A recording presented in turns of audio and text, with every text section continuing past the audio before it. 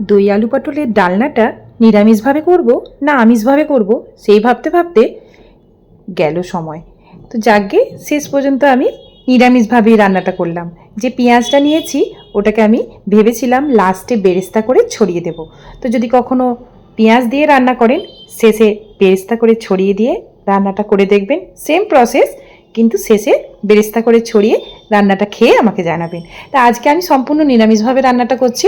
এখানে পটলগুলোকে আর আলুগুলোকে আমি একসাথে ভেজে নিচ্ছি কড়ার মধ্যে, বেশ লাল লাল করে ভেজে আমি কড়ার থেকে তুলে নিচ্ছি। ওই তেলের মধ্যেই আমি শেষে রান্নাটা কমপ্লিট করব। ওই তেলের মধ্যে আমি কিছু গোটা জিরে ফোড়ন দিয়ে দিলাম, আর এদিকে আমি একটা কাঁচের বোলে মশলাটাকে রেডি করে নেব। একটা কাঁচের বোল নিয়ে নিয়েছি, 1 চামচ ভর্তি আমি হলুদের গুঁড়ো ইউজ করলাম, আর দিয়ে দেবো এখানে ধনের গুঁড়ো জিরের গুঁড়ো, 1/2 চামচ ধনে গুঁড়ো, 1/2 চামচ জিরের গুঁড়ো। এরপর জল দিয়ে ভালোভাবে মিশিয়ে নেব। একটু লঙ্কার গুঁড়ো ইউজ করছি, ঝালটা পরিমাণ মতন যে যার নিজের স্বাদ অনুযায়ী দিয়ে নেবেন। এরপর আমি এটাকে মিশিয়ে নিয়ে রেখে দেব একটা সাইডে।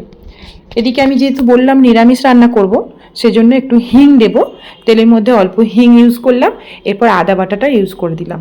আমি এখানে 1 চামচ মতন আদা বাটা দিয়েছি। তারপরে যে গুলে রাখা মশলাটা আমি তেলের মধ্যে ঢেলে ভালোভাবে আদার সাথে কষিয়ে নিয়েছি। এরপর দইটাকে ফেটিয়ে নিয়েছিলাম, পুরো কটরার দইটাই আমি এখানে ইউজ করেছি। যখন দই ব্যবহার করব তখন কিন্তু গ্যাসের ফ্লেম একদম কমিয়ে নিতে হবে, নাহলে কিন্তু দইটা আরও ফেটে যাবে। তো ভালো করে কষি মিশিয়ে নিয়েছি। এরপর আমি এখানে পটল ভাজা আর আলু ভাজা একসাথে ঢেলে দিলাম। আলুও সেদ্ধ হতে সময় লাগবে, আর পটলটা কিছুক্ষণ আমাদেরকে একটু সেদ্ধ করে নিতে হবে। আলু পটল একসাথে এখানে আমি 1 থেকে 1.5 মিনিট মশলার সাথে ভালোভাবে কষিয়ে নিয়েছি। এই সময় কষিয়ে নিলে বেশ নুন হলুদ মশলা সব একসাথে আলু আর পটলের মধ্যে ঢুকে যাবে। ভালো করে কষিয়ে নিয়ে আমি এর মধ্যে এবার জল অ্যাড করব। ওই কাঁচের বোলটা আমি 1 বাটি ভর্তি জল নিয়েছিলাম, তো পুরো জলটাই আমি ইউজ করেছি, কারণ ঢাকনা চাপা দিয়ে সেদ্ধ করব। সেদ্ধ করার সময় কিছুটা গ্রেভি শুকিয়ে আসবে আর কিছুটা গ্রেভি আমি এটা রাখবো। এবার ঢাকনা চাপা দিয়ে দিলাম, সেদ্ধ করতে 2 মিনিট সময় লাগবে। এরপর আমি সেদ্ধ করার পরে গরম মশলার গুঁড়ো আর দেবো এখানে গাওয়া ঘি।